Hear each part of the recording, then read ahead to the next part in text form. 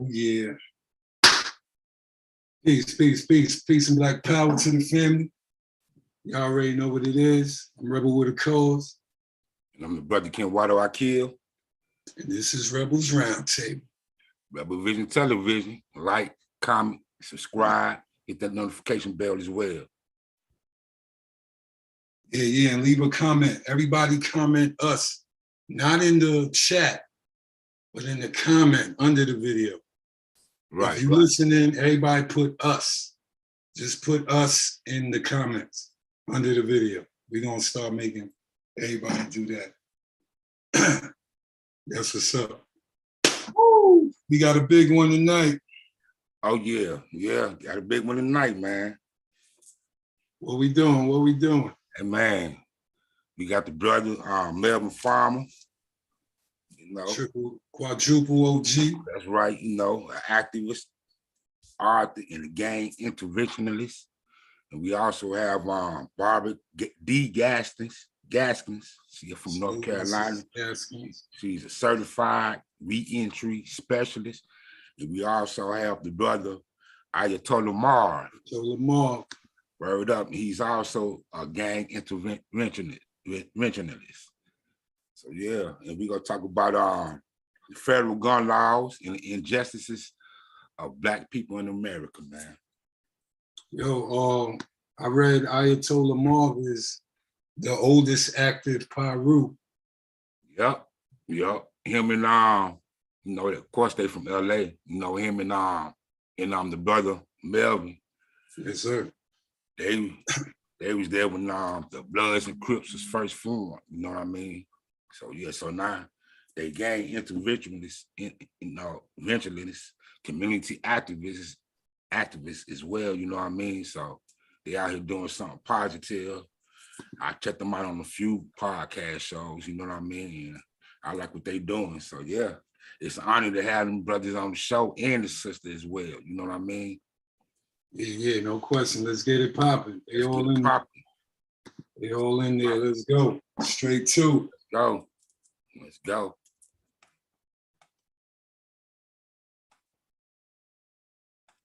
In the 2-minute wait, y'all. Like, share, subscribe. Rebel Vision Television. Leave a comment. This one's gonna be a good one. We got some powerful brothers and goddesses on the panel.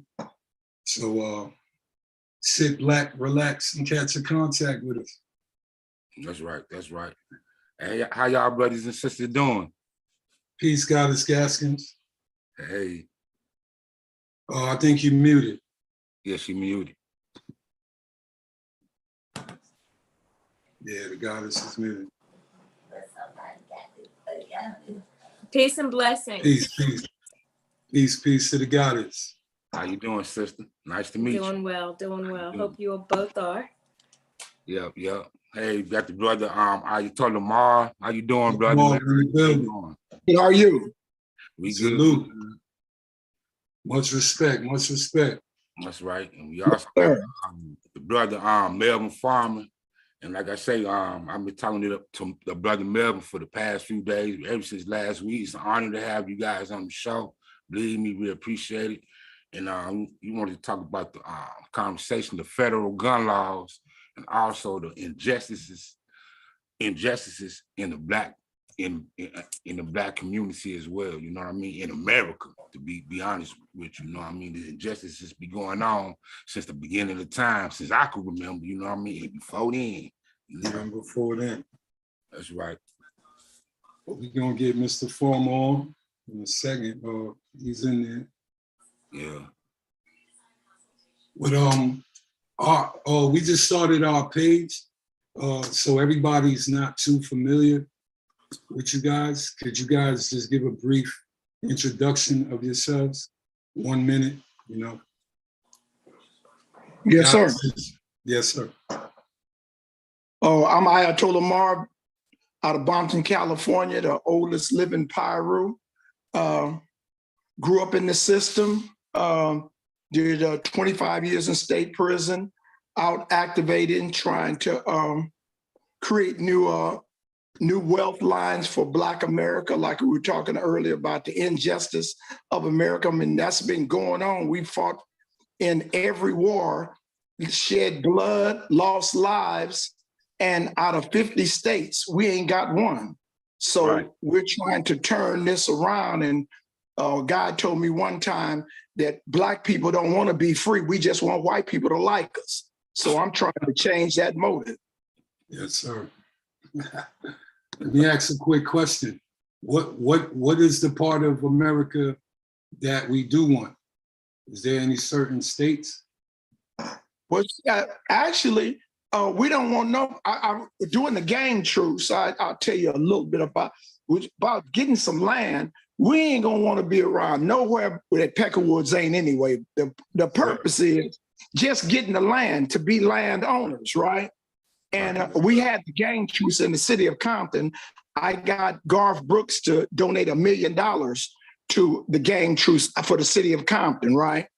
So when we went to Hubert Rubinoff about what did we want, and so everybody thought I was tripping because I asked for some land. People asked for material things, and I asked for land. They told me, "Well, you out your mind. Well, where are we gonna go? What?" So if we get the desert, I'm not gonna live on the desert, but the Arabs live on the desert, right? So it's land that they could use. If we ask for the mountains, the Swiss, one of the banking capitals of the world, are all mountains, so we could get international. It's not where we live, it's what we do. And we have to become internationally thinking instead of civil thinking. That's what Malcolm said. You know, we can never go with civil rights. We have to deal with human rights. That's a fact, OG. Melvin Farmer in the building, but Goddess Gaskins, could you describe yourself real quick for the family? Sure. So Barbara Gaskins out of North Carolina. A little bit about me and why I'm so such an advocate for the criminal justice system. At the age of 17, I was charged with a misdemeanor. They actually held that misdemeanor until I was 18.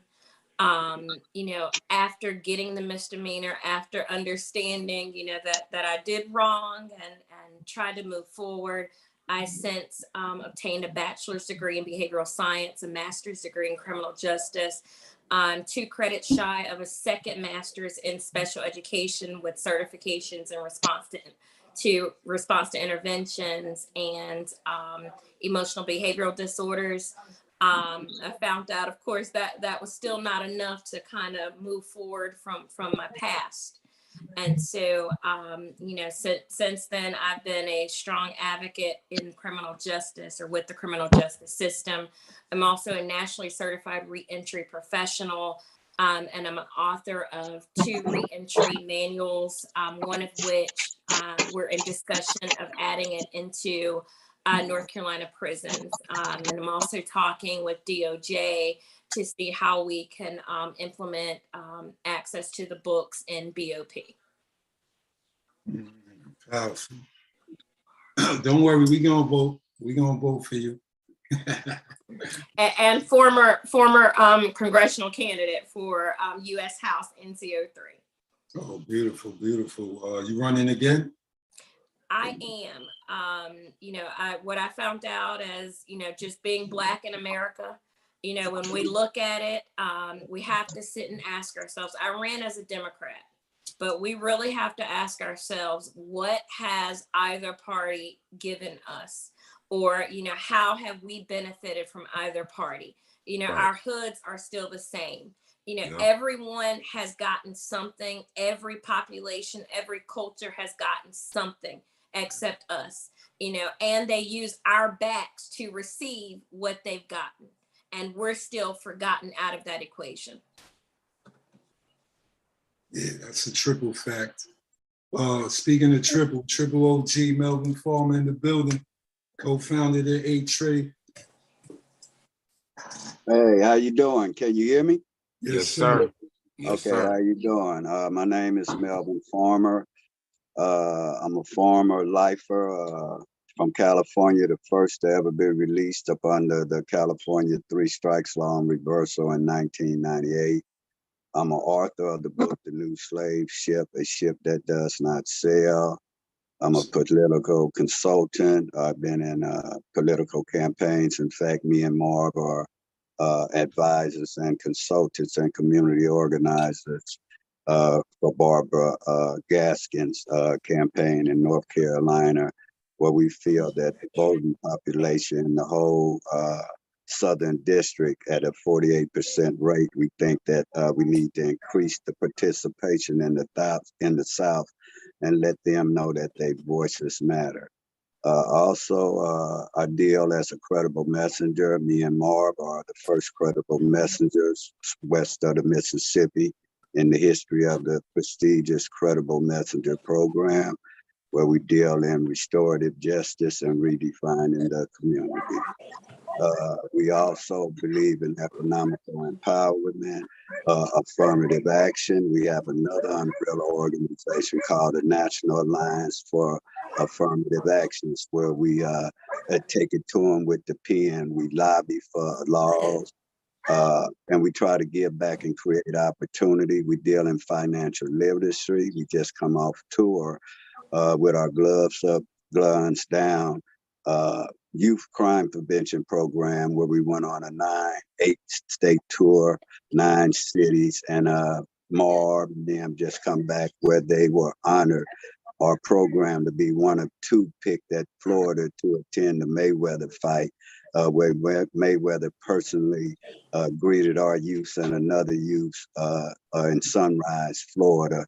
And so right now we're gathering up to see what we can do to make safe passage across the communities. In fact, we'll be with T-Pain in a couple of weeks, where we'll be in Compton to show that the city of Compton in Los Angeles, that you can come here as a safe haven, and that the stereotypings that's being placed across the nation when it comes to Southern California, Compton, Watts, Long Beach, Willowbrook, Inglewood to Hollywood, the alleys to the valleys, it's not the real images, and that we are in California up and down the coast.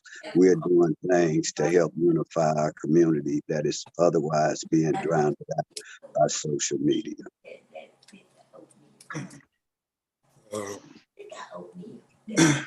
That's powerful. Let's get into it. We'll backtrack to some of those layers as the conversation goes. But we're talking about gun laws. We need to learn. We don't even want to get in y'all guys' way. What do you think we need to know? What don't we know that's happening? And we're gonna play ignorant just so we can get as much information out. What do we need to know about the gun laws in America? You want me to go, Marv, since I'm up under it, or you want to go? You can go first. All right. We'll take a Bootsy Badass case, since that's a hot topic. And as you know, Bootsy recently was indicted up under 922G1. It's 1 to 10 codes up under 922G. It's a ACC Act, Armed Career Criminal Act, and you have another level that's a 924G. These laws were implemented in 1994, dealing with violence because of the drug trade and the gun use and the change of weaponry. And in Bootsy's case, he's being tried in federal court because of his 3 prior, you must have 3 prior violent felonies. And you also can be up under that with 3 drug convictions. In my case, I cover those 2 and 924. That's when you have the use of violence, also to where they find you guilty of the use of the gun. That'll get you life without. Bootsy is placed in 15 years up under the little bitch, is what they call it, and 25 up under the big bitch. But what you must know is there's no a statute of limitations once you qualify with the mitigating circumstances. I've been on it since it first came in 1984. Me and Woodrat happened to have the same state parole agent, But we also were in the county jail from 81 all the way up to almost 84. So when we got found guilty of a violent offense, that made me, for me, my third, and we both went down there, and the FBI came, and they had a piece of paper, and they say, we have to notify you of this new law that came out, and we signed the papers. And if Woodrat wouldn't have got caught with a weapon, where he ended up he beat the case, but he got violated, just like Boosie. He beat the case in federal court, they didn't file, and they refiled it. In his case, when he was walking out from the year violation from Folsom, he ended up doing 15, 16 years on a case to where he wasn't even found guilty in state court. But also, I think that they're targeting the rappers, actors, and entertainers because they're high profile, Right. and that they showing the nation that, hey, we're doing something to stop gun violence. So why not use them as we arrest them? And they call it making a splash. If you recall, Lil Wayne had a state case in Florida prior to 2019 when Trump appointed Dave DeVellis as the U.S. Attorney General. And we had gave notice that every felon that get arrested with a gun, the FBI, the DEA, or the ATF will look at that case and decide if they want to try you up under the federal gun statute, ex-felon with a gun. Then you had untouchable gorillas in New York. And the feds make a splash when they arrested the untouchable gorillas. They say, we just proved to you they're not untouchable. Kodak Black got up under this. Casanova, look at the timeline from 2019 up for that 3-year period. A lot of rappers were getting indicted. Quando Rondo, Young Thug State. So they're doing that so the public can see the regular citizens. But when it comes to Black, it's about tough gun laws. When it comes to white, it's about gun control. So my what I would like to tell all those that have prior felony gun convictions or prior felonies or drug convictions, I would stop flossing on social media and giving private information and making it public, because the feds are monitoring that and they will come give you a federal arms career criminal act. Wow. That's 922G ACC. Is that 922G and then 9224. If you get found guilty of 922G, they will use 924 as the enhancement to where that carries, if say you had a murder, that'll carry the death penalty in federal court or life without when they use the mitigated stances and enhancements on the 924G. Wow. Yes, brothers, if you out there, you can't keep flossing on the internet. Right. We heard about the hip hop cops years ago. Yeah. Now it seems like it's like the hood is under attack or under watch. They don't care who you are. You don't even have to be famous to get these tags. Oh, that's crazy. Well, just like Melvin was saying, if I can say, under what Melvin was talking about and the recent, and let's go back to the inception, because, you know, in the Constitution, it says all Americans have a right to bear arms. Yeah. So when you make the Constitution and you write the amendments and the laws, but the laws don't apply to Blacks in America. The gun law started in 1966 in Oakland, California, when the Black Panther Party used the right to bear arms. Sure. After that right to bear arms, California put a ban on Blacks having guns, specifically Blacks. And so it was all part of J. Edgar Hoover's COINTELPRO program. And once they implemented that, where they segregated who could carry a gun, now you could not, you know, in some states, the southern states, you can have open carry, but they're trying to segregate it on who is allowed to have open carry. Like Melvin was mentioning, becoming a felony. Once, I just was on a podcast the other day, was talking about Juneteenth. And my feelings on Juneteenth is that we're celebrating getting information about the Emancipation Proclamation, the Emancipation Constipation 2 years late. So Blacks we're celebrating something that we're late. We're always late. We're the last to get hired, the first to get fired. Absolutely. So the Emancipation Constipation did not free slaves. Then it came to 1888 when they filed the 13th Amendment. And the 13th Amendment freed everybody, but unless you were incarcerated. So in 1889, they came up with a vagrancy law. If you didn't have over 25 cents, which was $25 or $100 today, you could be arrested for vagrancy and you were put back on the plantation. So they're using these methods that we sleep on, and they find them to, like Melvin was talking about, the media. These kids get on the media in all states now, I believe it, but in California specifically, the police department has a whole media program where they listen to all texts, they listen to emails, blood this, crip this, cuz this, and they attach those. They do it in the Fed. They have operative words. And you talk about somebody told on you, you told on yourself.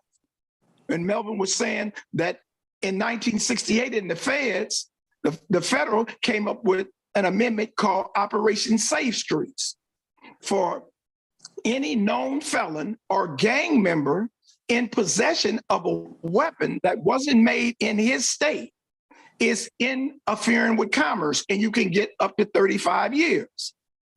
So you don't even have to use the gun, but you should never do a crime you don't know what the cost is. So we're so uninformed. We do all this thing, and you think that this media, it's no commercial after arrest. You got to go through some stuff. And these young rappers, nobody has given them the instructions. You have all of these. We're the only race of people. Black people are the only race of people that the old niggas criticize the young kids. And you don't hear Mexicans criticizing Mexicans. You don't hear Japs criticize. These old coons is always talking about how Black kids are out of control. How am I out of control and you didn't leave me nothing? Absolutely. I think to add on to what Ayatollah was saying, it's important to understand that when the Black Panthers were, having their guns, that's when NRA was against guns. And NRA is one of our biggest gun lobbyists right now in support of the Second Amendment. But as he's saying, when it comes to us, it's of course a double standard.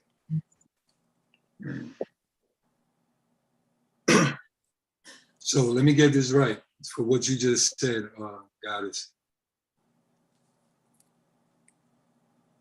They didn't do that until, the NRA didn't do that until we started repping the guns? Right. NRA was against guns when it came to us. Wow. Yes. I didn't think I knew that. I thought they was always about guns. No, the NRA did not start adapting high-powered rifles until the Burke Society, after the John Burke Society in San Bernardino in 1972, they got arrested with tanks and semi-automatic weapons and AK-47s. And then the NRA changed this style that you could have automatic weapons. That's when they started in 1973. They endorsed the gun law that you could have automatic weapons. That's when they embraced it in 1973, the NRA. So it's really, they did that to defend themselves for the thought of Blacks with guns. Okay, yeah, for sure. There's that, like Ms. Gaskins was saying earlier about the Democrats and the Republicans. Before, we Black people, I don't believe in, I just believe in the winner. But to be a Democrat, before the fall of the war, the Democrats were Dixiecrats. Right. The abolitionists were Republicans. And before they were Republicans and Democrats, they was the Whig Party and the Federalists. They was a gang too. And so when they did a thing called the Boston Tea Party and separated themselves from England, in 100 years, they became an organization. So people talk about Bloods and Crips. And if we killed each other for the next 20 years, we wouldn't kill enough white people killed in the Crusades. They've been killing each other for 300 years. Absolutely.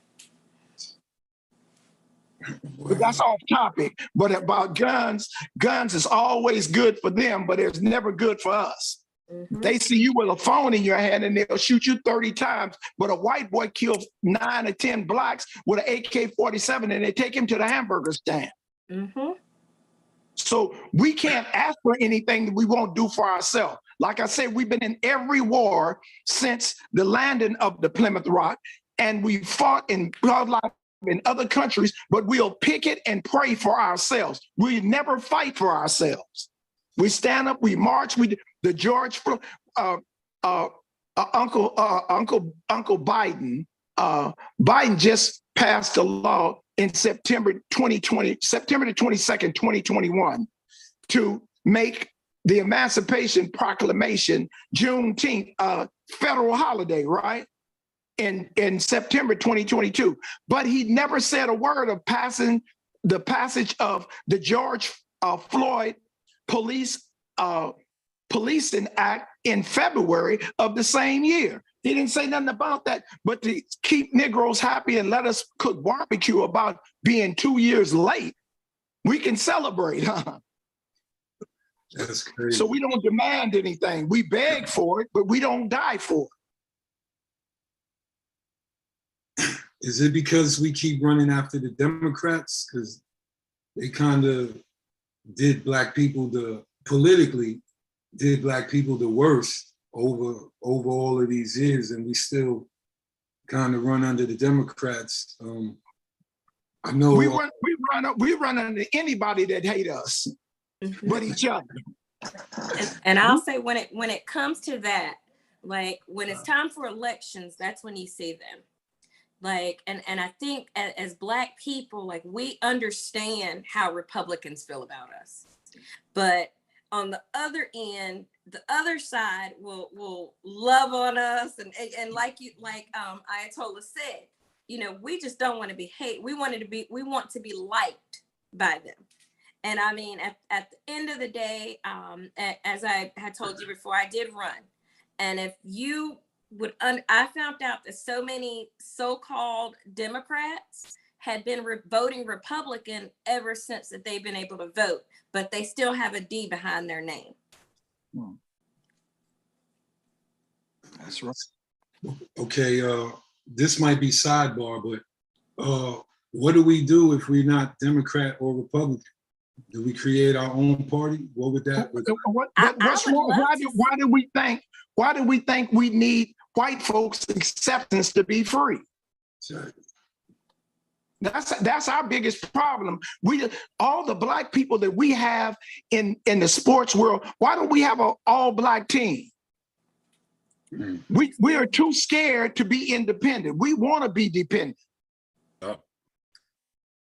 Let me add on to that about what we can do, because we've been, since George Floyd, this stuff been going on from water holes to chokeholds to Republicans or Democrats, and what's really changed. So we're independent where we're split right down the middle, but we feel that once we start registering these young men, women, and children who are eligible to vote, to where we feel that they will have the leverage to go and sit at that table with the Democrat or Republican. But also, when a white person in Beverly Hills, if that elected official up in 90210 area doesn't do what the community say, they hold a recall and they vote him out. But why would we continue to revote and this system of nepotism with the Democratic Party? There's a system of nepotism where you see Mark Ridley Thomas Jr., Mark Ridley Thomas Sr., and so forth and so forth. And we let these same political politicians monopolize our communities, whether it be on the federal, state, or local level, to where why would we accept change or expect change, keep going back to the same fruit of the poisonous tree. We think right now is the time for other young voices to be heard, to carry on the torch. But we as elders, particularly me and Ayatollah Marvin, I heard young NBA say, oh, it's the G's that let us down. No, you got real OGs, if that's what you want to call them. You guys do not listen to what we're trying to tell you. Our future, my security, we're at an age now where we just trying to give you youth. We embrace you. We love you. But we don't want to see you guys going down the path we went to. Marv, over 20-something years in prison. Me, over 30-something years in prison. And going against our own. We think that we can empower our own selves economically, financially, socially, and mentally. We also going to start where we're going to introduce a bill called ICSS, inner city stress syndromes, where we feel it's a form of reparation. Since we can't get it this way, we hear so much about the mental health and the conditions and the traumatizations of those in our communities that is not going and being checked on. We feel that this is no more difference than the conditions in war when you go over there to fight the Chinese, the Afghanistans, or what, and we're up under these same conditions within these inner cities. So our first goal is to come back and help our people. That's what we want to do, and form our own party where we're not here to catch. You know, every race got an organization that will kill a black man, all because of the color of our skin. And we got to get ourselves together, because even if we all come together, we still got a war against this. All we're saying is, you ain't got to get rid of your guns. Just keep them off each other, brothers. Give us the children and the parents a chance, man, and the elderly. Let's respect our community. Our values going down. They're coming in with gentrification. They're buying all the homes that your mother had because of the cartel floating their money. And let's hold these guys with money, the sports athletes, the rappers and actors. Why we don't see them in the community with their boots to the ground when the camera's not around, or they pumps to the pavement? We don't see that. We need their support to come in and help us. They have the resources to come reinvest once they see that there's safe passage, and we have consumers, which nobody spend more than the blacks. So why should we be spending on the white man when we can produce our own, make our own social media? We don't need them. We control our own narratives. Thanks. Not to change the subject, this is all powerful. It's all relative too. I think it would be ill if the young G's out there heard how you and Marv and you came to this conclusion. I know y'all are the true original source coding of gang membership and activity. How did you guys come to the conclusion to, fix the hood instead of help destroying it? Can I go first, Marv? And I'll be real quick. Well, really, we were all young. When I first went to prison and I realized what an AB was, a Mexican mafia, a Northern familiar, a Southern familiar, and realized that all the Crips, Blood, BGF, Black Guerrilla Family, Black Panthers, that didn't mean nothing to them. We all had to stand together because they were attacking us, as Marv can attest to this, and he was up in the war zone before me. And because of that experience at the age of 19, that woke me up to the realization that, hey, man, I've been fighting the wrong enemy. And I quit cold turkey. I turned my gun in as far as hurting my own. And I also realized after 32 years that you don't realize that you're hurting your mother. You're hurting your mother, man. And the only thing stronger than a man's pride is a mother's love. So starting when I got that education And I've never been arrested for a violent offense against a black out of 60-something arrests, by the way, but I do have about 45 robberies. I've always been at money. So sometimes you'll hear, oh, Melvin gangbang. We didn't gangbang that long, but that's what gave me my awareness and consciousness about us as blacks. Once I realized, hey, man, we got guys that will kill us because of the color of our skin only. And I quit cold turkey. Then I became with Rosie Green, 1976, 77, the first gang intervention program, the Long Table on 76 and Broadway back in the day. That was in 1976. So I've been doing gang intervention, restorative justice, and trying to redefine the community for a long time, since 1978. So this is not no new dance to me. Yes, sir. Respect. Brother Mark? Yes, sir. Well, in my line, I've always been what we call a revolutionary. I grew up with the Spook Hunters and the Minutemen, and our fight is always, and as Melvin said, once I went into the system at 17, the Black Panthers, the Black Guerrilla Family, we were always up against the structure. My fight has always been police or whites or Mexicans, the Mexican mafia. So I'm when before Crips and Bloods came about, I was the BGF, Black Guerrilla Family, because everybody from Compton and San Quentin was BGF, and we fought against Mexican mafia, Aryan Brotherhood, and that's been my plight. I'm a gang member. I've never been a gang banger. I'm like, all my IBs have been on white people or Mexicans. I've never done anything to a black that ain't done it to me first. You feel what I'm saying? So I came into Piru as an economical empowerment. I've never been jumped in a gang. If you hit me, we're not going to be friends. Me and my friends don't hit each other. We hit other people. You feel what I'm saying? So we do power. So once it came, and then when I start seeing my development, and you see what you messed up. So if I was part of the problem, whatever it is, now it's my responsibility to be part of the solution. I have children.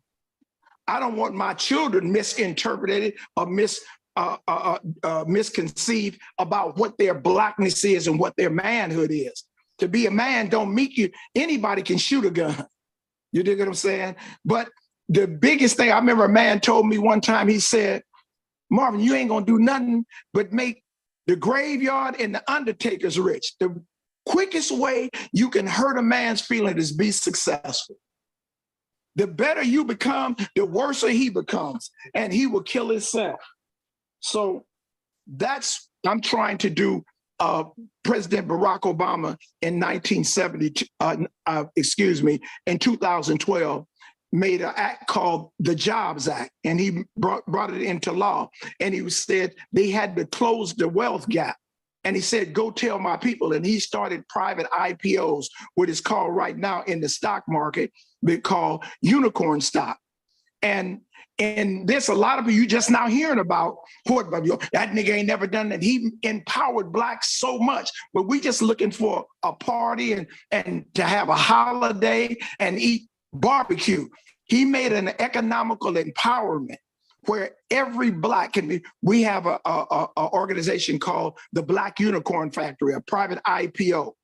And the Black Unicorn Factory, we build unicorns. My business is Potts Grove Farms. We give stock away. And in our creating of stock, we can close the wealth gap in 6 years, that we can empower blacks. But man, we're not asking you to put anything in. You don't have to put a dime into it. You'll get $150 worth of stock if you just go to follow me for equity. You know what I'm saying? So I found a way that you can tell somebody something, but you got to show them. These young kids don't care what you told them. They don't care about whether I was rich in 78. This is 2023. What are you doing today? Right. I got a question. Because we kind of hear the word gangbang used so widely and so loosely. from both of you guys' opinion, what is the difference, if there is, between gang banging then to what you see now?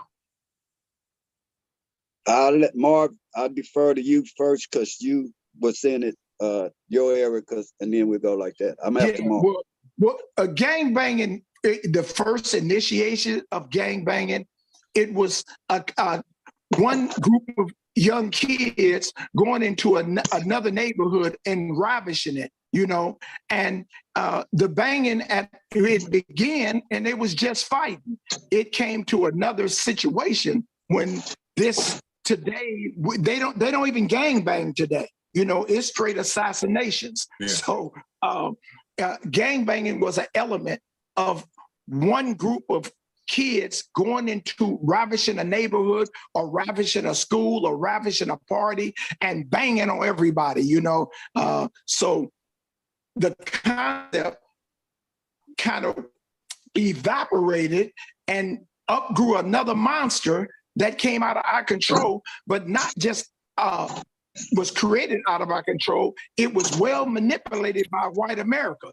Before the media, gang banging was so low, we didn't have, but when you start advertising this on the media, on TV, on the news, everybody wants that 30 seconds of fame. I want to take credit for doing this, right?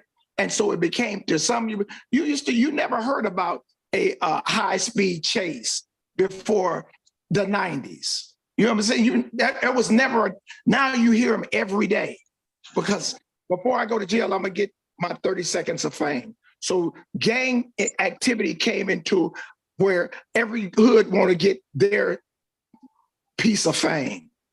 So that's what I feel like the difference between gang banging, the creation, and what's done now. Melvin, you can tell him how it really go. What was the question? What was the difference between gang banging when I actually started and as today?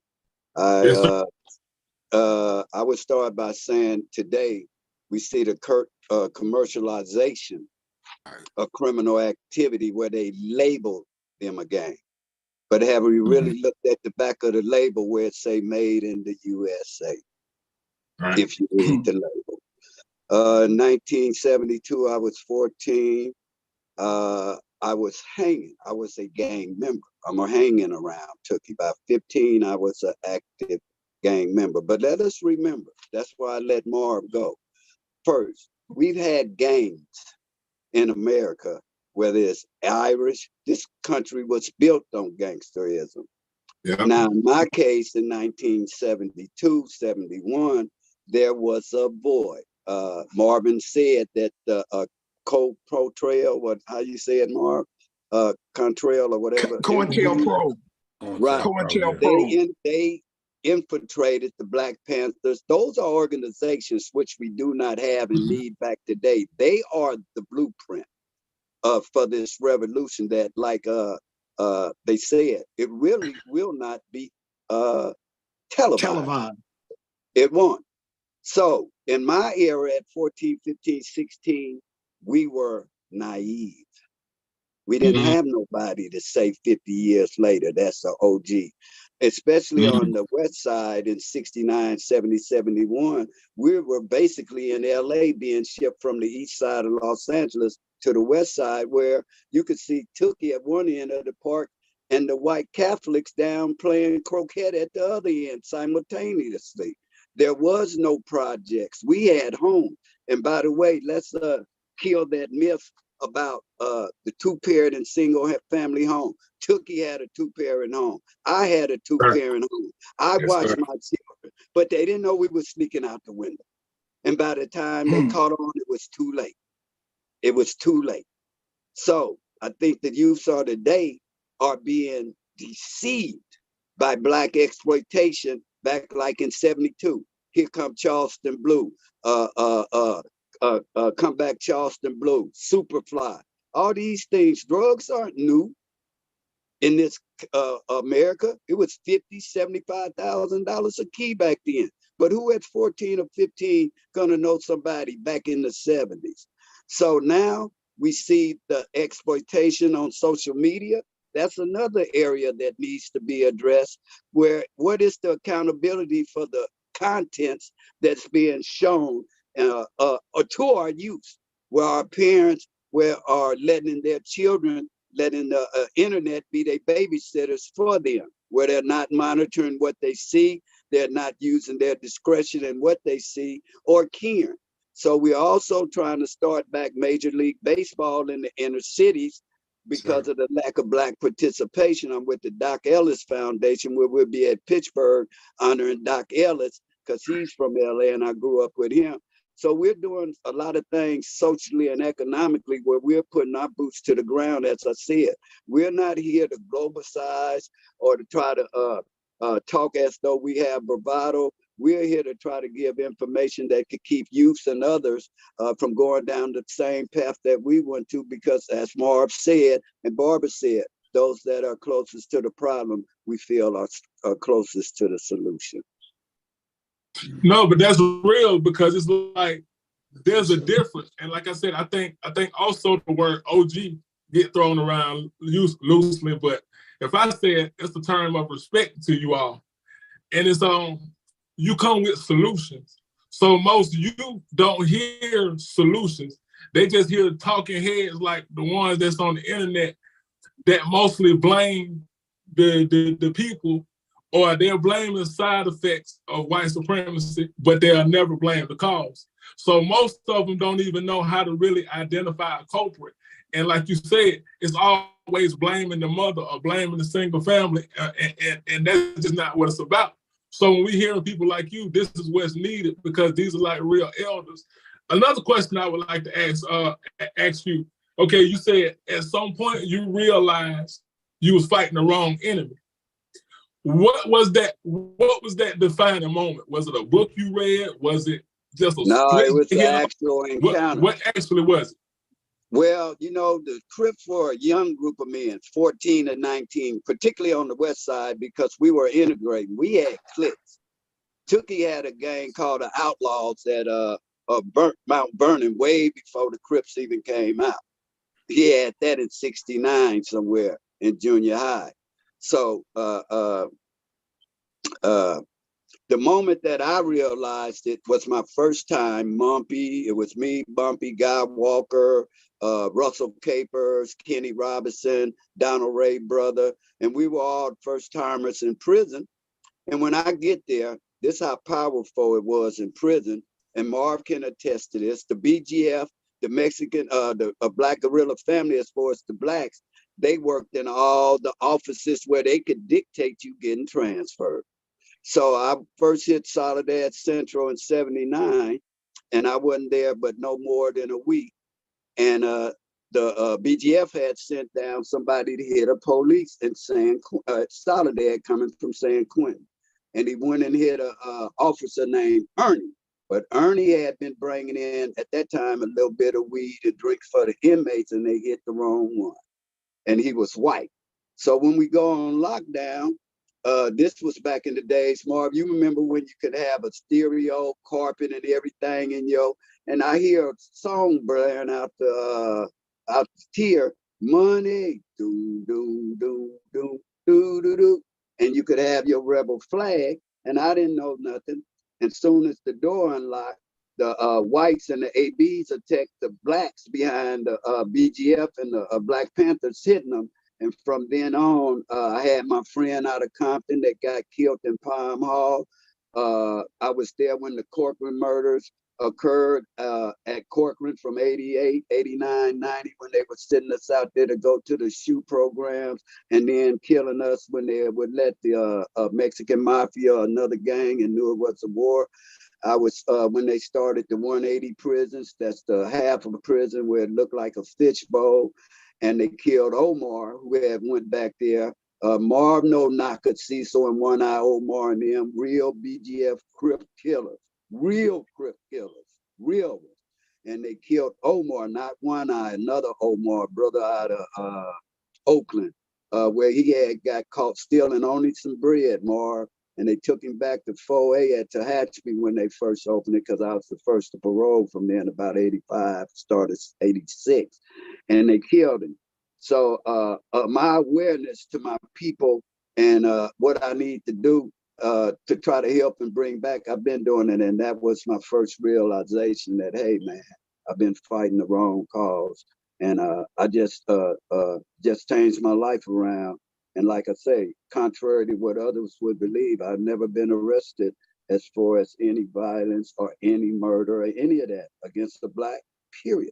The only violence I've had was robberies with the gun, but right now I'm on 83 years sentence from Georgia prison, where I'm on parole for 3 counts of attempted murder on the police in Georgia and 5 other counts where I was up under the 7 deadly sins law, which is worse than the RICO Act that Young Thug, that only carried 20, but they have another law similar to the California 3 strikes reset it is, and called the 7 deadly sins.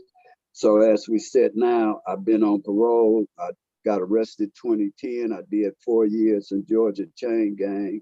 I got parole and I've been out 9 years with no falter where they had set me up. I went back to Georgia on about a 90-day drive, and I still have 7 more years left on parole. So I've been up under some type of probation or supervision parole since 2010, and I don't get off till 2030. Bob, are you going to answer that too? I think you already answered. Well, yeah, well, like what Melvin was identifying, and that's a real awakening when you get in a prison experience. And I mean, my elders, my OG, John Cloutier is out of Compton. I'm from Magnolia Street. He was with George Jackson. He was one of the Soledad brothers. Yeah. My crime partner, Jesse Phillips, he was one of the Soledad 7. I was in youth authority with Melvin was talking about. I was in youth authority in YA, and we were the Ontario 9, and we killed a white boy and stabbed 7 in Ontario, and we all met in San Quentin. My crime partner Jesse, he was in the adjustment scene when George got killed. Him and Rochelle McGee, Felita, Death Row Jeff, all of them were in. So I've had the privilege of being around some of the most vicious men in California history, you know, and that they were like Buford Beard, Rotermouth. He had 9 institution murders. Doc Holliday. Doc is the one that gave me the name Ayatollah in 1979. Me, Doc, Tookie, Ray Browning, Bobby Joe Maxwell, the Skid Row slasher, Angela Bono, the Hillside Strangler. I've been around some vicious folks most of my days. And so the separation of how we understood in the penal system who the enemy was. And now it's so camouflaged, they got us in San Quentin in 1983, in Max B, Management Control Unit, MCU, on the upper yard of San Quentin, they got 5 yards, right? First yard is for BGF. Second yard is for Crips. Third yard is for 8 trays. Fourth yard is for Hoovers, because they don't get along, right? So you got 4 separate yards that blacks have to go to, but the Mexicans and the Mexican Mafia and the Aryan Brotherhood, they go to the same yard. So all of them is fighting against you, right? So now we fighting each other on what neighborhood we from, and they just killing us because we black. So we got life turn around, and they subliminally came in and made us give a power, like Melvin was just saying. In the 70s and the 80s, we controlled the yard. We worked in the assignment offices, we had people working in there. Today, ain't nothing in the assignment office but Mexicans or white or homosexuals. So blacks got no pull in prison anymore. We gave it away. We didn't lose it. We just gave it away, you know? So my defining moment, it's always been defined. When gangbanging came and it's initiated, and I saw an economical pull on that, I would, for my own selfish reason, I created my mob in order to exploit my own people, right? And then when I saw what I was doing, I'm like, the same way, I'm like, well, what the hell is, I'm quick. They'll follow me anywhere as long as I say it's a Crip or somebody, but they will not go shoot at a Mexican or a police. They're easy to come to a whoop, but if I ask them to come to the mosque, I ain't ready yet. Nobody Yes, wants sir. to get there like we want convenience, but Miles says, for every great thing, there's a supreme sacrifice. Blacks do not want to sacrifice for us. We'll sacrifice for everybody else, but we'll never sacrifice for us. Ma also said, once you have robbed a man of everything, he is no longer in your power. He's free again.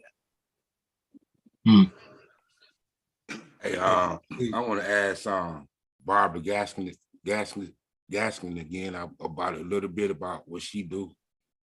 Yeah. Her work. And after you answer that, tell us, how did you come up with your saving of the world method also? What made you want to save the community, save the Black race? So as I said, because I caught that charge, it really affected and led to a lot of collateral consequences. I was actually working in mental health, substance use, and criminal justice. I got offered a position with probation and parole, actually. And when they pulled my background, it held me back. Even though I have a misdemeanor, it's 37 pages. It was based, it was unauthorized use of a calling card. And so I was charged with every call made. And so when it came to employment, it was more so that, like I said, that background held me back. And because of that, I just started just looking and seeing, because as I said, I did work with mental health and substance use, and we saw, individuals coming back, and we saw that revolving door. And I was like, with my misdemeanor, I knew how bad it was for me. And so I can imagine how hard it is, and saw how hard it is if you have that scarlet letter behind your name, which was why, I wanted to fight. I also have a god brother who stayed with me, while I was running. Society considers him a career criminal, but they fail to understand the trauma and issues that he went with. Or dealt with. They failed to understand that his mom passed when he was 11, 12 years old.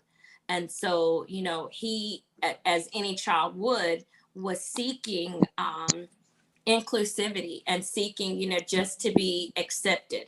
And so he joined UBN, and that led, some of his actions led to him being incarcerated. When he got out this last time, he came here, and we were able to get a birth certificate for him. But when it was time to get an ID, we couldn't get an ID because we didn't have a social security card.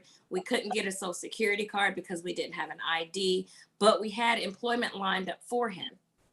So, even though we had employment, we didn't have that pertinent information. But nobody talks about, like I said, those collateral consequences. Nobody talks about that, when someone comes home from incarceration, probation fees start, child support starts, everything starts back up. And if you don't have a means, if you aren't given or provided the resources to not recidivate, it's only so long, or, only so long before a man or a woman, you get tired of having your back put against the wall. And it's only so long, when the streets come back and say, let me hit you up with this pack and you know, you get this pack off, and you know, we know the story. Ultimately, I lost my brother right before primaries. There was a bad set of drugs around the area. He got his hands on fentanyl. I found him overdosed. So I refuse to, you know, let his name die. I refuse to let his memory die. You know, that is actually someone that we lost that could have been saved. So that's why I struggle and fight. In addition, I'm connected with several organizations here in North Carolina that fight for criminal justice and prison reform. And I'm sorry, what was the other question?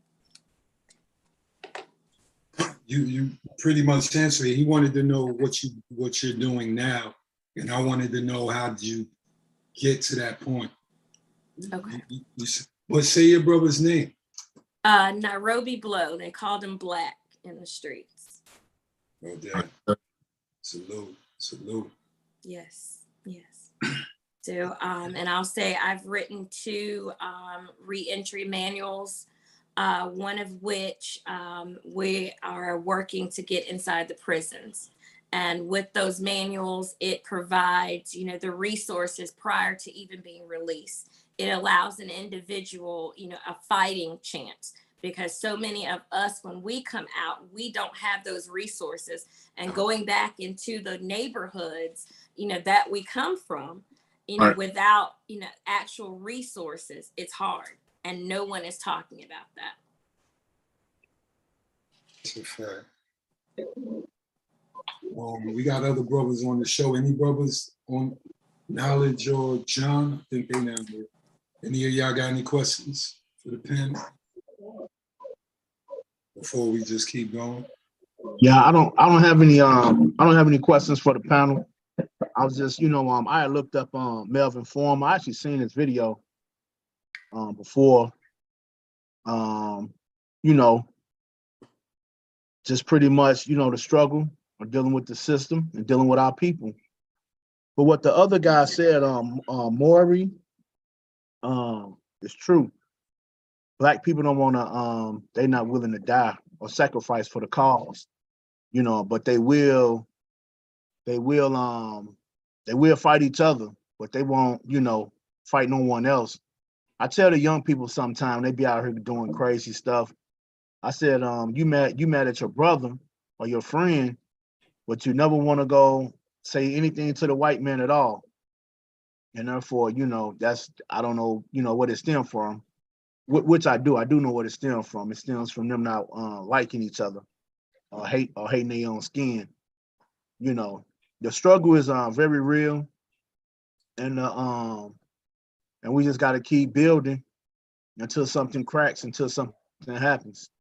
I will say this though, a lot of young people are starting to wake up, but some of them are waking up in a very bad way. They're starting to wake up, and then we have like mental disease kick in, where they get too crazy with the knowledge or the information, or with the cause, and then you know you find yourself being kind of a little bit out of time and out of space. But we just got to keep feed the people and see what happens. It's crazy because when I was listening to the brother Ayatollah Lamar, like you say, we don't fight anymore for nothing. But man, our elders and ancestors showed us the blueprint of fighting. Man, they've been fighting out, and I always make this example. Look at the bus boycott. You know what I mean? That was a fight. They fought for what they believed in. You don't do that anymore. That was a sacrifice. Yeah. That means we had to walk to work. That means we had to walk to the park or downtown or wherever we was going. The sacrifice is missing. I think it go along with we don't want to die for the real cause. Put it this way, I tell my peoples when we talk about this, I say the line, nobody wants to die in Disneyland. American Blacks think they in Disneyland. It's too much It's Yeah. too much candy. It's too much Yeah. candy on the ground. So it's hard for them to get that up. Yeah, because it's like the more you begin to get trinkets and the more they begin to get socialized into the system and have things that they felt like it was nothing to fight over. But more importantly, a great psychologist named Bobby E. Wright once said, and this always stuck with me, he said, blacks kill blacks because they was never trained to kill whites. So when we say that, you know, we have to really understand the depth of that statement. And, you know, I'm always talking about the social engineering aspect. So we've been shown how to be our quote unquote biggest enemy. That's all we know how. We haven't known how to take out frustration, but in our surrounding areas, in the proximity. Yeah, Let me say this. Let me say this. It's not just an accident. This was created from slavery. When the slave master introduced the Holy Bible, King James Version of the Bible, it says, honor your God as your Lord. And we've been patrolling that white people are God.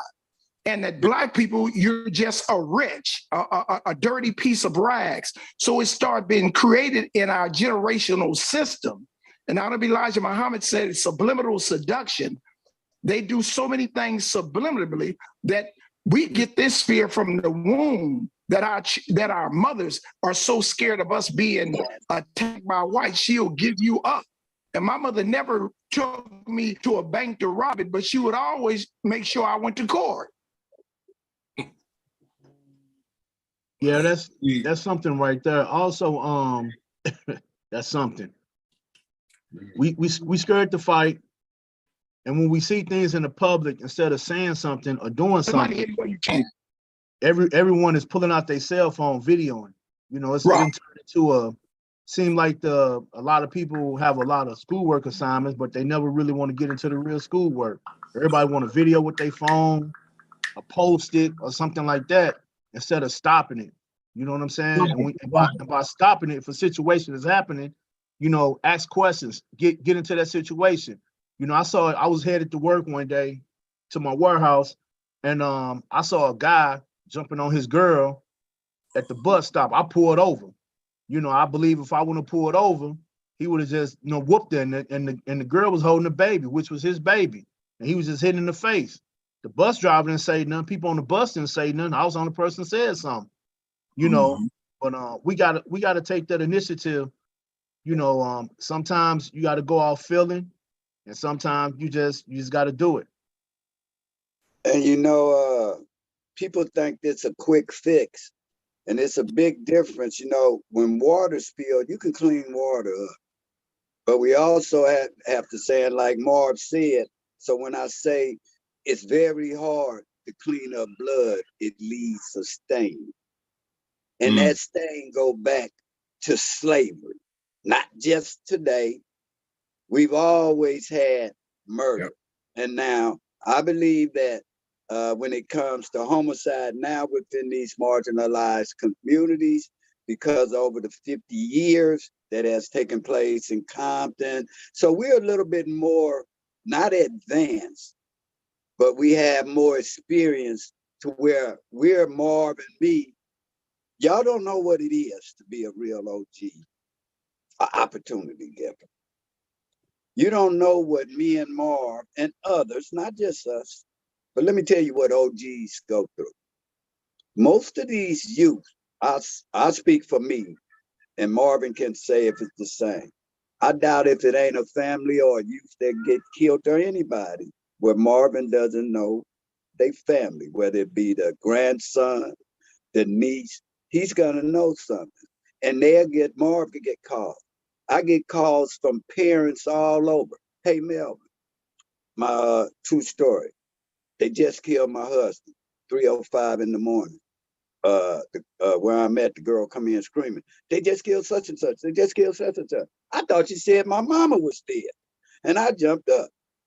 And the girl called me and she say, Melvin, they just killed my husband running into, they jumped through trying to rob us. They were selling meth in a hotel, big story in LA, right around 100 days, 100 nights. And then a couple months later, she called me and she said, Melvin, they called him, but it wasn't no incitement. And she said he was from a Trey.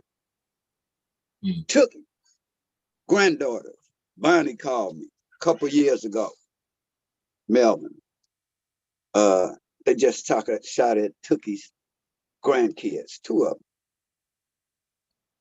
And they say it's from such and such.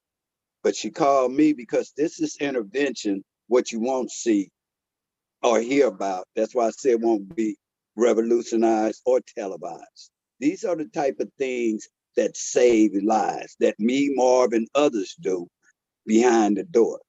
So I say, Bonnie, hold up, give me a description of the car. And they say they from here and here. Let me run a check.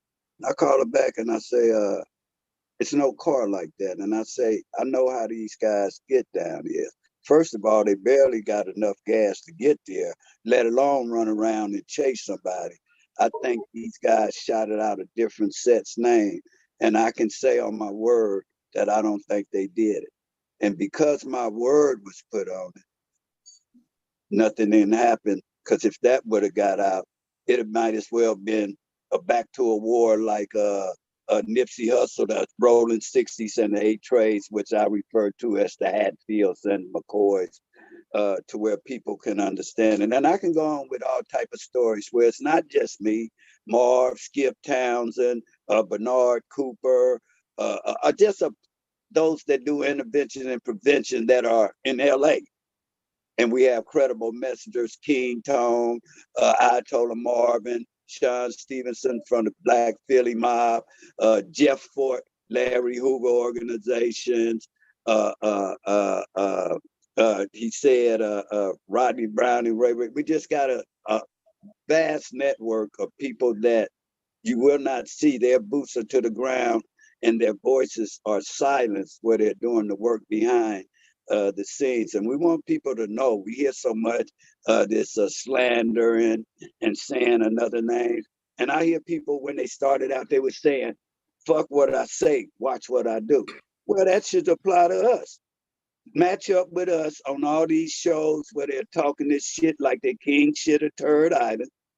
Tell them to match up with us in the body of work that we're doing. We challenge any grassroots organization, us as credible messengers as a whole. And now with Barbara, she's also has gotten a grant, and she's a grant writer. If anybody needs it, she's excellent with writing curriculums for the schools because we believe in education over incarceration. And it's really a fascinating woman.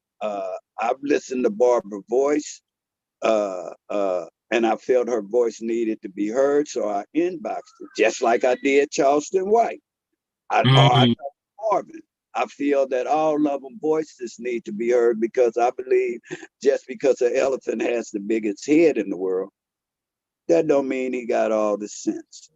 So we want the inclusion, not the illusion that you have inclusion. We're transparency, and we're asking all of us to work together, not just where we come on this show and walk on up. No, we want to build. That's what a builder is. We're a builder of men, our people. And by the way, we have the, what was that, Barbara? I told you, the Masons. We have this whole Southern District that has endorsed Barbara Gaskin in her run for a congressional seat. So that's Mississippi, Louisiana, Tennessee, Florida, Georgia, North Carolina, South Carolina, Virginia, Maryland, Washington, D.C. Those are the targeted areas starting when the presidential elections start and these local, state, and federal positions are open. We're looking to get Barbara in the Congression, and we're moving to Washington, D.C., but we're starting an overall drive in the South, which we hope will permeate through all the regions, Midwest, Chicago, Midwest, Southwest, Texas, Oklahoma, and on to the West Coast. We really believe that we have to give these youth something to march to. They have nothing to march to. It's too easy for them. They've gotten a sense of entitlement to where they feel they're privileged. Clearly saying So I just want to once again say, follow up the Barbara Gaskins and the campaign that we're running with Marvin. We're planning an event in North Carolina where we're going to be giving backpacks and supplies for school, while also doing voter registrations for the upcoming elections, because Barbara will be running in a 15-county district, and that's the area that we plan to attack. She only lost by a couple of seats to where we feel we can make up that differentiation with the participation of those within the community to where their vote really does matter. Well, if you ever run, I'm gonna speak for all the brothers. We'd love to be a part of that run in any way possible if we can help.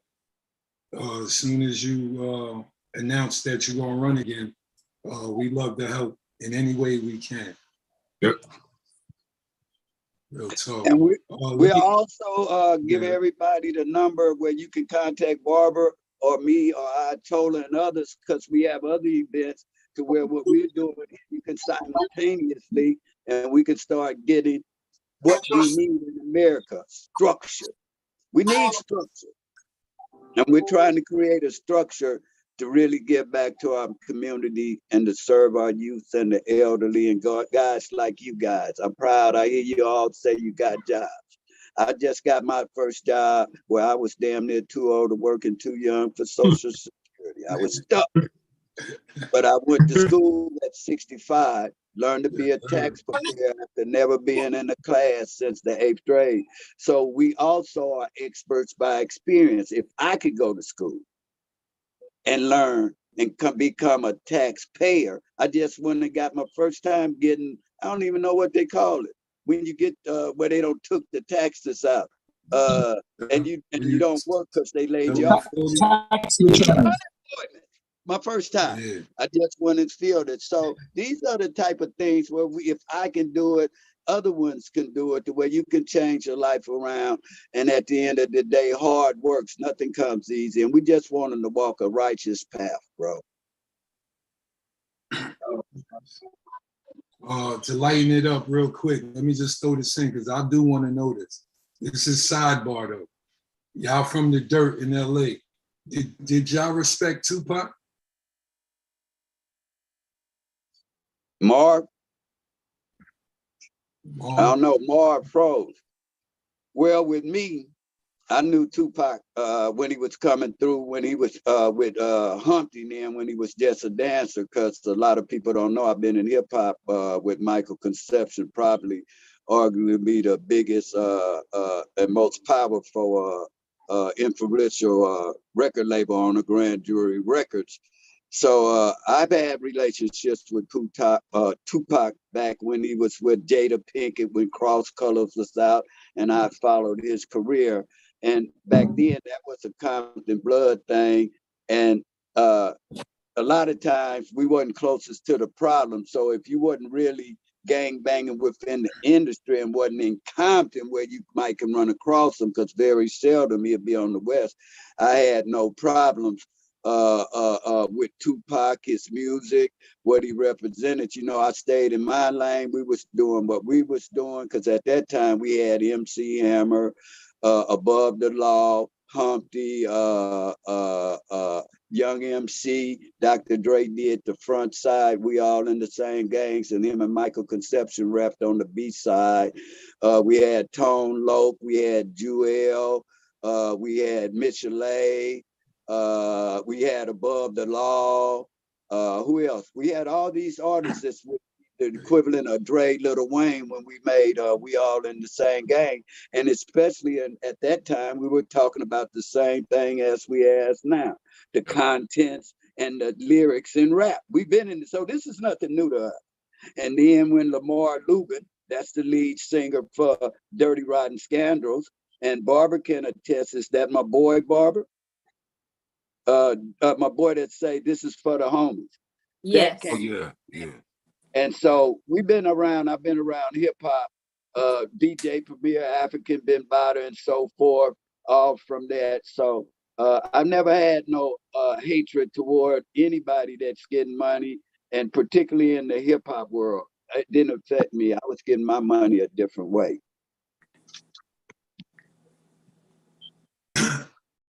Well, Ayatollah Marv, you good?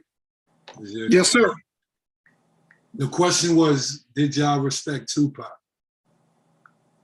Well, I was. What do you mean? I mean, Tupac is one of the most sensational young artists.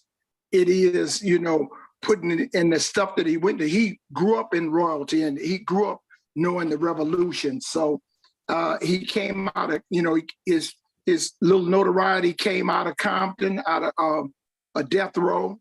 And I was in Vegas the night he got killed. I was doing a detail with Mike Tyson at the night of the fight when Pac was killed. So yeah.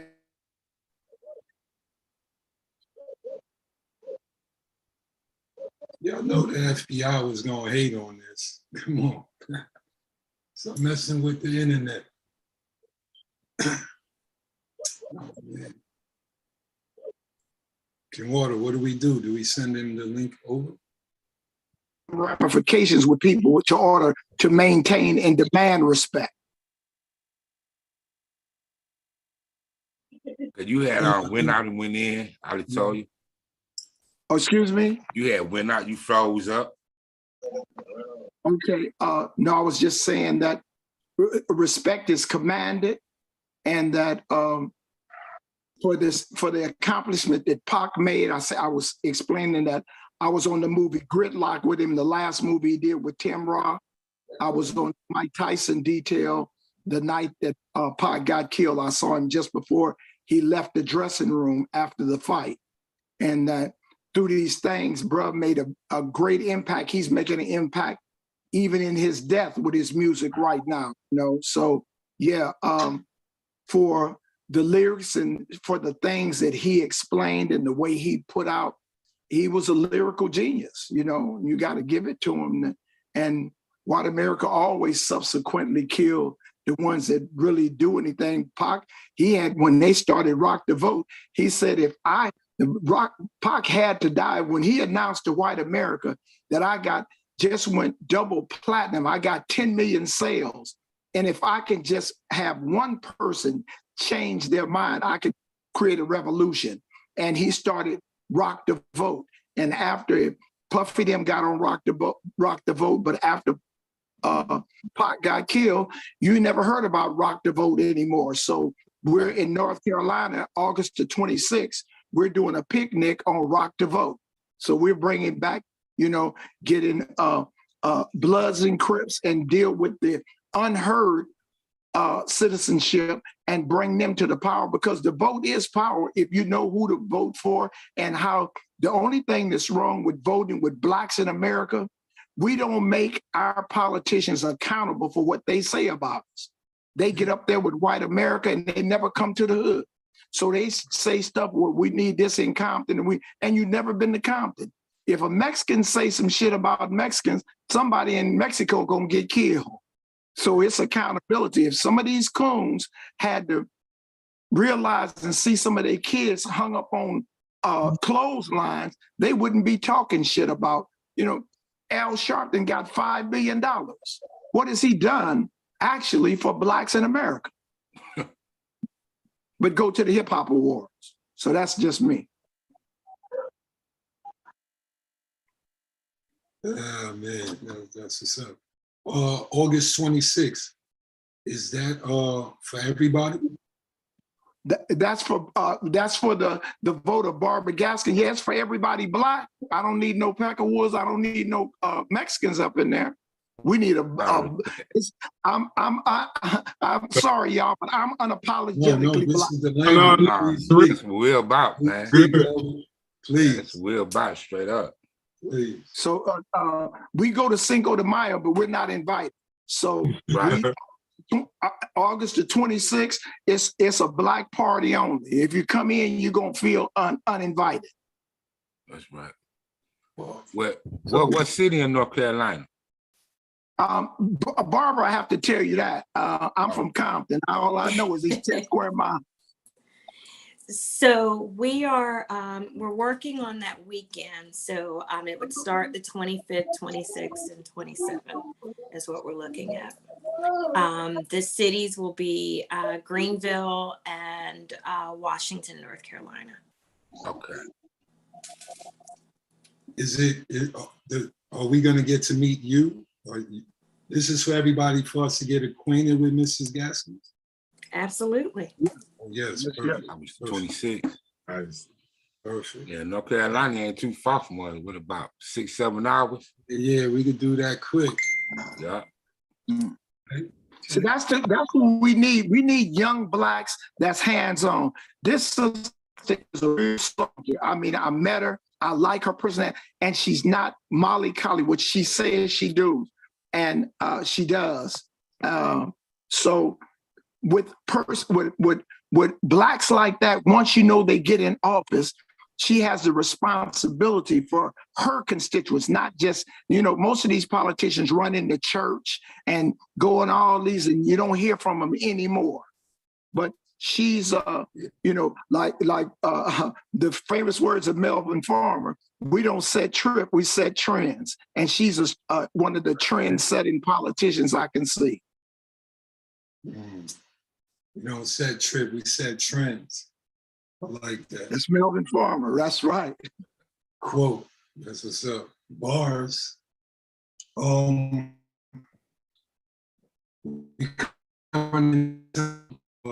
It's beautiful. I wish it could go on for 4 hours if it was up to me.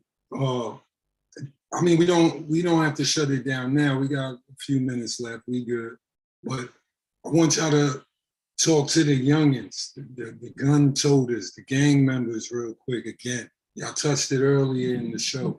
What do y'all want them to know that can help them or stop them from getting put in this web of the gun laws and maybe even the politics of gang culture? If I can kind of chime in on that.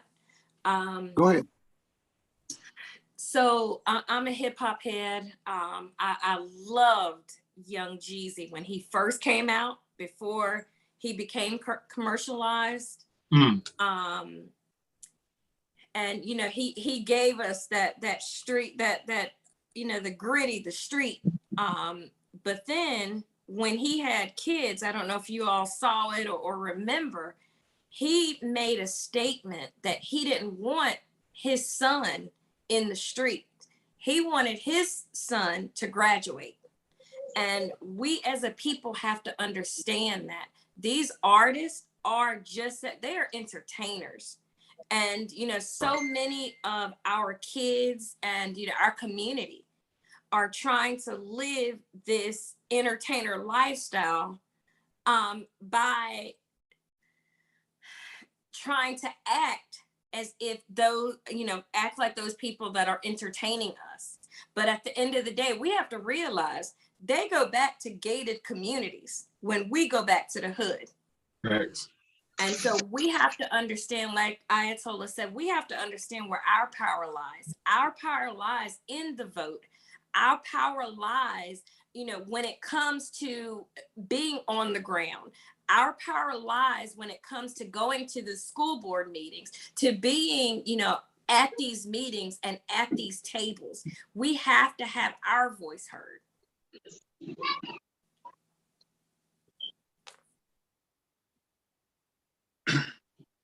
Marv? Yeah, Marv, you got it. Oh, yes, sir. The main thing is, one of the things is knowledge and understanding. We're talking about federals. I went to, I got locked up and went to the feds for, like I say, Operation Safe Street, a known gang member in possession of a weapon. Not what I did with the weapon, is just in possession and not being in a state that the weapon was made in. And my point is when I got to I'm like, the feds, when I got there and I was looking at the law, and I said, just in possession of the gun is 35 years. And each bullet is another 5 years. And when I went to the law library, when you look at one law, it comes to another law. So I looked at the commerce law, right?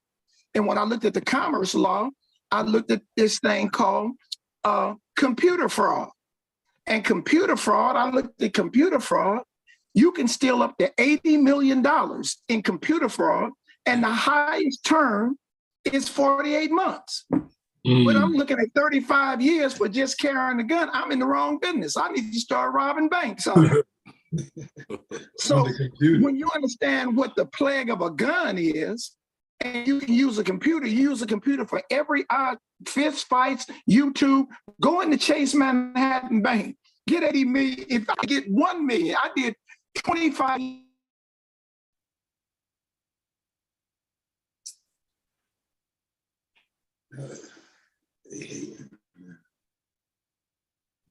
Crack. Come on. We never really have too much technical difficulties like this. They know who's in the building. You probably have like bad reception in a bad reception area. Brother Marv, you gotta say all of that again, please. When you come back. Melvin Farmer, if you want to go until he get back. And what was the question? What I would like to say to the youth? Yeah, you know, certain things you really, really, really want to know. But I want to add this in before he go, because he mentioned the name. A lot of people, please add in to the people that think Charleston White is a wise person. So please, because that plucks my nerve. So to the people that think that that's intelligence and wisdom speaking, can you also speak to the youth about that, or following that right there? Well, I'ma just, one thing we have to do is learn to forgive, and the only thing good about the past that is over, and the only thing that's about tomorrow is it's not promised. Simple as that. I knew Charleston White where he came to meet me in 2018.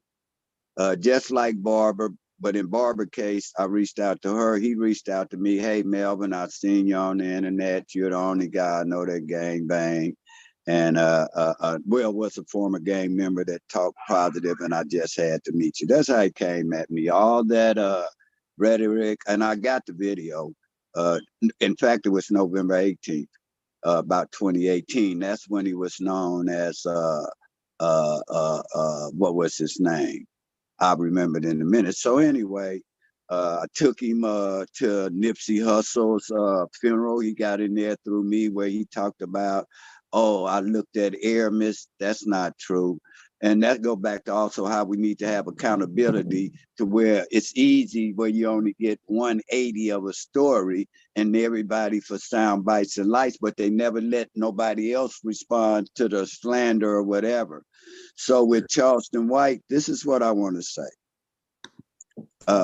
He's the fakest thing since Milli Vanilli and Ice Baby and whatever else. And not saying some things they think it sounds smart, but let me give you a good example about how you can know the answer to something until that teacher calls you and asks you, show us the formula.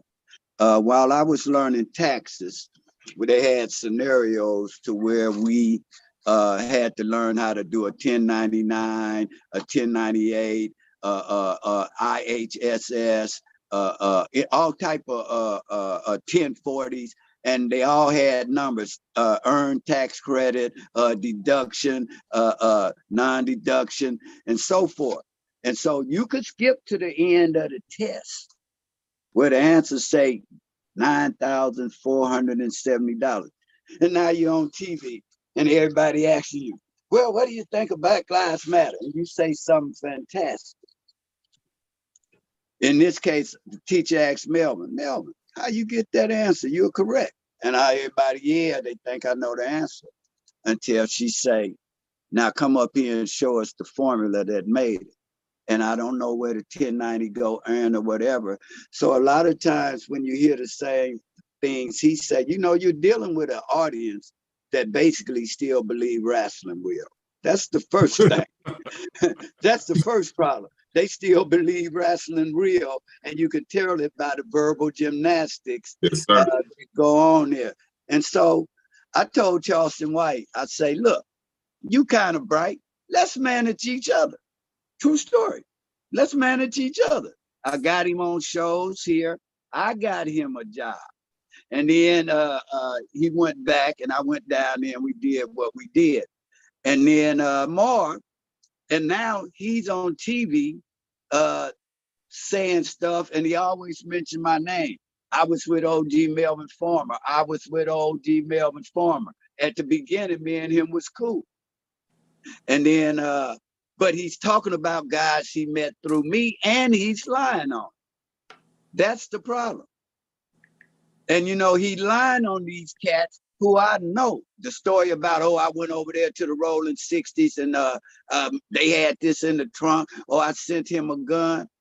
And then we're not holding him accountable for his action and his lies, right. And they think it's entertainment. And right. So then Marv, this is how the incident happened on Boss Talk. Marv said, after he said something about Mob James' brother, who we all know, and Marv say, I want to meet Charleston White. Can you make it where we have an interview? So I knew Boss Talk. So I called Boss Talk and I say, look, man, Marv want to meet Charleston White. This before all this shit break. And we set it up. And you know we had to still be cool. But now at this time, I don't know he don't rat it either. Because the persona that you're seeing, no, he wasn't no gang member. He was just a regular guy. That's it. So anyway, we get down there and we standing outside and I walk up to him and like I say, I hugged him and I patted him down around the waist and down the back to make sure he ain't got a wire, because now he's starting to talk a little shit. This after Mob James and him and Do Nothing Dewberry were up there. They were sitting on there. He just talks shit and don't do a goddamn thing. He know 101 ways to shake hands, young man. He would break his back, partner. I promise you on my mama. We're being humble, but we've been brought up in this game. And we don't hate on nobody. Right. And I'm not gonna sit and mack them and criticize them or nothing, but they brought it, and it ain't like you can do a robbery then go back and tell the victim, I'm gonna give you your shit back. That ain't happening. That ain't happening. Like Shannon Sharp said, I read the Bible, but that don't mean I'm gonna turn the other cheek. And until they tell the truth or come on a show, any show, they can come on together, we and Marv, and let's discuss what we doing and the thoughts and what we do in America, and let's just match up and have a real dialogue. That's a challenge. So anyway, Marv had written notes. Marv, we didn't go with no intentions of nothing but him and Marv talking. And Marv would tell you, I said, I'm not gonna go on the show. I'm gonna let you and Marv have the discussion. I say, and I'm gonna sit back. And I was actually sitting back before the show got ready to start. And Boss Talk say, no, Melvin, come get in the middle. So I say, if I get in the middle, you must start with me. That way I can lay the ground rules of their discussion where it ain't gonna be no slander, it's just gonna be a straight dialogue, you know what I mean? But Boss Talk started off with Charleston White and him running that shit after I done told him, if you say it in here, bro, it's gonna be a problem in front of me. I told him that. And so he went on. And so I don't know what's the problem where two men got a problem. Nobody got nothing else to do with it. Nobody. And he can match up on the mic, any of them. And let's see who happening and who doing what, who can walk to each community. Me and Marv go all over the world without no security. Yes, because we come with respect, we give respect, and they can tell our vibes. So many youngsters say, man, y'all the coolest cats, because we blend right in. Because we still had that youthism in us and the spirit that we believe in the youth. We believe in them. We want them to be better than us. That's what drive us. We want you to be better than us. You ain't heard us ask for a penny to be on here. And I don't have no employment. But when you call, young man, did we call you right back and say whatever you want, we will do it. Am I correct? But they bragging. So at the end of the day, when it comes to Charleston White, any of them, I'm not gonna be a player hater. That's what I'm not gonna do. I'm not gonna slander nobody. And I just wish the same respect would be given back to us. You don't hear us hollering, hooping, cussing, motherfuckers. We come with respect, with calmness. Because I feel we should be able to have dialogue. And if they want to come and say, hey, man, we can bring this. But also, I think with Charleston White, we need to hold him accountable for telling on 3 young men that have still been incarcerated. One got killed to where he committed a crime and then went and dropped a dime and signed a confession. And he said, I give $20,000. Be a man of your word. Me and Marv went, did the research, and Charleston White is steady going back to what they call IVSS, Intervention Integrated Victim Service System, which is a part of the Texas Department of Correction, to whereas Charleston White get notified when Antoine Doolittle, DJ Jackson, and who got killed. So you know I'm hitting it off the top of my head like a rapper. I can spit it all day, young man, because there's some true things. Whenever I speak, you can go Google it. Yes, and sir. So they came and got in contact with me, and they say, man, all we want to do is go home. Don't forget these young men been in jail since they was 15 behind Charleston White. Charleston White got out. He never killed a white man when he got on that stand. And they asked him who killed Michael Levy. He said, Antoine Doolittle. And they say, is that him in the blue suit? He said, yes, sir. Yes, sir. And so now, if he want to really show that he's remorseful, he needs to go to that and pull up a campaign to get these young men that he put in there and get back and get them young men out because they've been in there, and that's the right thing to do. I don't know no race that will let somebody, they're trying to invoke entertainment rules into these streets, which it ain't gonna work. And so once again, we know a lot of snitching and ratting doesn't have the weight, or really it's that irrelevant now, because the code ain't being honored. So what are we gonna do? What are we gonna do? We're gonna keep on talking about here snitch, here rat, I thought exposed, tell. We need to change the narrative. And once again, we need to everybody needs to start with self-check and go back to loving each other. Because if you can't love yourself, how do I expect you to love me? So if we can come to some type of equitable solution to where everybody can be part of the solution and let bygones be bygones, and people stand up and say, hey, I was wrong, and stand up and be a man, then you might can get the respect to where, okay, man, what he say make a little sense, and we all come together. And that's just my feeling on it. But other than that, until he come to the board and comes correct, I just ain't seeing nothing to even talk to him about, because it's nothing that he's doing for the community. Yes, nothing. sir. It's nothing. It's nothing. And I can go a little deeper to where I could really say something that's really troubling, but they seem to ignore it. So I'm gonna let that go. But at the end of the day, we don't really care what they do. We are in our lane to where we're doing action, where we are lobbying, affirmative action. And if anybody want to match up and join up that's doing the same as we doing, and believe in what we doing. You know, that's like going to a crap game and you see the crap game is loaded. You got 3 to sit there and lose your money, to sit there and tell them that the goddamn game is loaded and it's crooked, or you can walk your ass out and go to an honest game. I choose to go the easy route and walk my way away from the problem and just go to the easier game where I think I can have more success in what I'm trying to do. So in a nutshell, that's what's happening. Brother Melvin, your volume went down.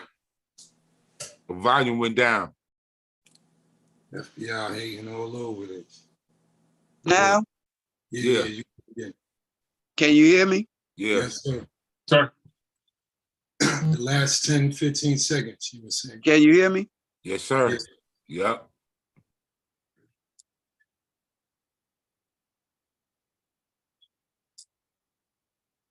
Just continue from about 15 seconds back. If you remember. You probably, I don't think he can hear us. Like I said, the FBI. We got a few minutes left anyway. Damn. Man, they always say. Ms. Gaskins, can you hear us? Oh, let me find that. Woo! Everybody Okay. home, man. Technical difficulties with the internet, you know, they don't want the message to get out. I hope this could be part one. And, you know, the first time they come back, Yeah. we'll get them back on and go a little deeper about the gun laws and the politics of the gang culture. I wanted to ask them about the Elders Council, but I'm gonna hit them on an email and talk to them straight. But maybe they want to come through on the Elders Council too. But I think Barbara Gaskins, she can't hear us either. I just want to thank all three of y'all family for gracing us with your presence. We learned so much. You gave us a lot of homework. We gotta get on the gun laws, the jail laws, and the economic laws. They got so many weapons against us right now. Yeah, the FBI hate them. They just cut them all off. John ain't even get to ask a question. I know he probably had one or two. But everybody give y'all info out.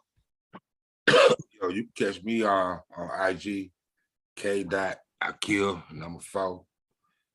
Check out me on Instagram, my IG page, Candace Apparel. You can also check out Sun Goddess _sense on Instagram as well. Race first.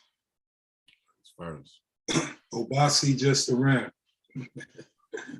Yeah, you know, I'm around. You know where to catch me. Yeah, I'm around. Hey, seven times. And the brother Yanker said a great show, 100. What up, Yanker, man? You help you Yeah, feel yeah. better, Big brother. up the chat real quick before everybody else get in. Go in the chat. Lee Clinton. Lee Clinton, salute. The brother Jack Kim. My man Jack Kim in the building. That's your brother, man. Yeah. Imam Mindy. Imam, we gonna get you on, Imam. I want to hear you say that in person. Word You up. be in the chat a lot.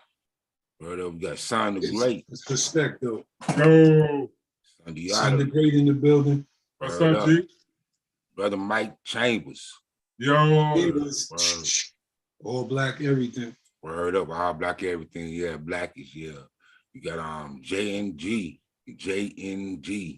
JNG Incorporated. I see you. Yup. Sandra Salute. Robinson. She said black power to everybody. That's Black right. Yeah. power. We got my homeboy. What up, Brandon Murphy, co-worker in the house. Salute, Brandon. We got what's that? Love my fro. The Love My Fro. Yup. Big up to I love my fro. Yeah. Then we got the brother Yanger. As I said, the brother Yanger. Is that Yanga? Yeah, that's Yanger, man. Ah, I'm gonna give him a gotta call to get- see how you doing tomorrow. yeah, man. yeah, we gotta get him on. Yeah. All right, that's what's up. Thanks, family. Yo, everybody listening, put a us in the comment under the video, not the chat. Put a us in the comment. That's what I want everybody to start doing. Just put us. Capital US, lowercase, it don't matter. J&G Incorporated say Monster by Sianka Shakur is a great intro to gang culture. Yeah, I read that book when it first came out in the 90s. Cody. Yeah. Yeah. Wow, we got Will, some other people coming in the chat. Will M. Big Will. We got my Will cousin. from the Bronx. That's my cousin. The Boogie Down Bronx in the house. Big Will in the building. Salute. Word up. Yep, that's about it, man. Good show, man. Get in contact. I got their numbers if y'all want the numbers. Yeah. I'm Sister gonna get that Barbara. from you And also, I told Marvin, man, I'm been talking tomorrow.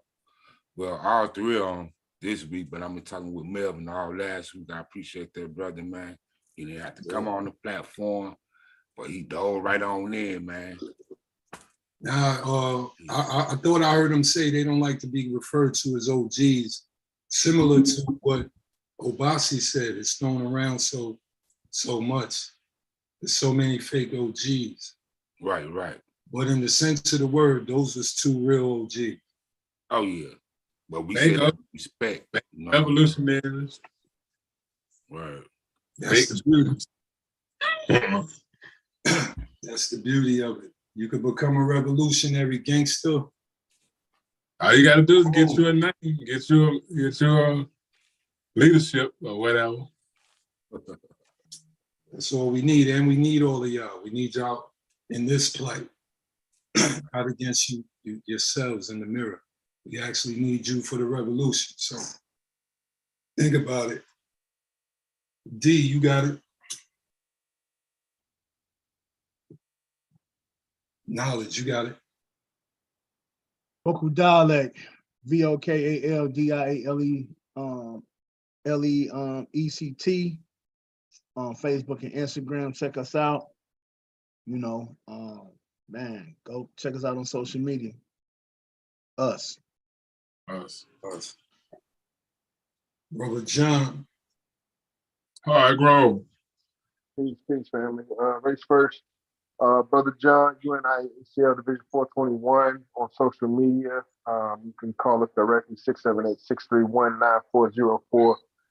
Just want to give a big shout out to Brother Melvin and Brother Marvin. As you said, OGs, especially from our opinion, from our generation, the individuals that were there when the legacy that we worship so much was being created. So original, G's, we won't have to say the whole term, but they definitely fit that title. These they may not appreciate, or want the term elder, but they are elders to us, and the knowledge that they are able to give us, I think is priceless. So I appreciate them for coming onto the platform. Appreciate Brother Rebel, Brother Camardo for getting that together. But yeah, I'm still just digesting what the brother said. Hopefully we can get him back home in the future. Race first. First. Rebel Vision Television. We got 3 of the hottest podcasts, y'all. Rebels Roundtable, Think Chance, and The Real Sisters Code. Come show us some love. Like, share, subscribe, do all of that. Like I said, leave a comment under the video. Put us in the video if you with us. And just holler at us. IG, Rebel with a Cause. You'll find me wherever you look. But I want to thank all y'all brothers for coming on. Another powerful show. I want to thank Marvin. I want to thank Brother Farmer and the sister Barbara Gaskins. Miss Gaskins. We definitely gonna help you get that seat. So I guess we getting political real quick so we can see what that do. But thanks for everybody coming through, the family. Another powerful show. We'll see y'all next Thursday. And like I said, is anything this weekend? Y'all got any? Oh yeah. I'm glad we doing another feeding in the community. Which part? We're gonna be out there at 11 a.m. Confident Woman UNIA. You know what I mean? Gonna be out there. So come out and volunteer to donate to My Confident Woman. The cash out, $5, $10, but you can donate some clothes, personal hygiene products or food, whatever, you can contact me at 470-798-8527. Once again, we're gonna be at Woodruff Park this upcoming Saturday. We're gonna be out there at 11 p.m. in Tool. So, we At 11 a.m. people, man. Say that 11 again. My bad, son. 11 a.m., right? Yes, sir. Yeah, my bad. So, come on, help us help some people, man. And salute to Miss Zaida. She gave me $75 donation for that day. That was a little bit earlier. One of my peoples. So it's gonna be a good day. Yes, sir. Salute to the gods. Y'all know what it is already. Us.